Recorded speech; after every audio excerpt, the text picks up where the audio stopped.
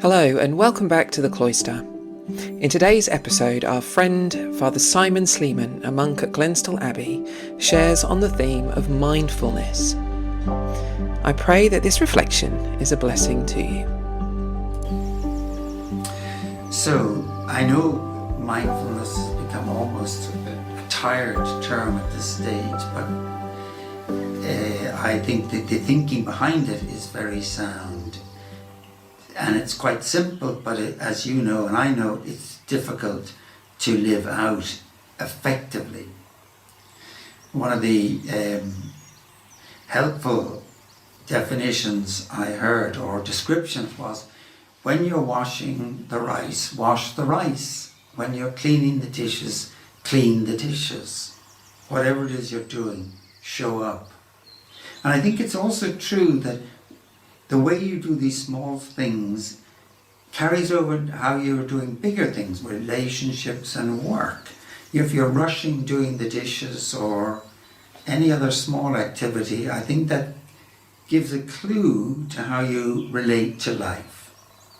So every activity has its own worth, and to do it with awareness and mindfulness. Goldie Hawn, that's the actress. She's a lovely book on mindfulness, 10 minutes a day. I think it's 10 minutes of mindfulness. And she defines it, and I like this definition, it's a conscious awareness of our current thoughts, feelings, sensations, and accepting that awareness with openness, curiosity, and non-judgmentally. So it's a conscious awareness of our thoughts, our feelings, our surroundings. We're aware, the breeze on my face, what I'm thinking, what I'm feeling right now. And accepting that awareness openly, with curiosity. I think curiosity is much undervalued, and not judging whatever the thoughts are, can let them go, or the feelings especially, accepting them for what they're trying to tell you maybe. For me, the most helpful definition really is that it's an act of kindness to yourself. It's being with my experience now. And the kernel of that, and the phrase I remember for myself, is dropping into myself here and now, befriending myself. But it's the dropping into myself, which has the ring of truth, and breathing into that self. And being with it, whatever is going on, whatever thoughts, whatever feelings, whatever sensations, and listening to them, not judging them. And this, rather than going off into the future and becoming anxious, when you consider the possibilities, most of which, as I think, I can't remember, it was Mark Twain, most of which never occur. Or looking back at the past with regret and being depressed about what you did or didn't do. There's not a whole lot of value in doing these two things.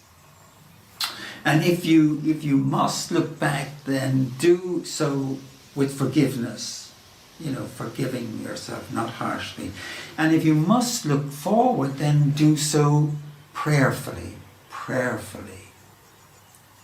However, I think the wisest thing we can do is to be present, in the present, with gratefulness, gratefully, thankfully for what the blessings of this moment are bringing. So, in our culture of distraction, which we know it is, we're constantly being taken away from ourselves, out of ourselves, away from ourselves. And that's dangerous territory. So that we need a practice to bring us back to ourselves, to bring us home, dropping into ourselves, in the here and now. And it doesn't matter much what practice, whatever practice does that for you. If it's following your breath, follow your breath. If it's walking or whatever. Some people don't like to sit and meditate and follow the breath. They find it easier to walk. Whatever does it.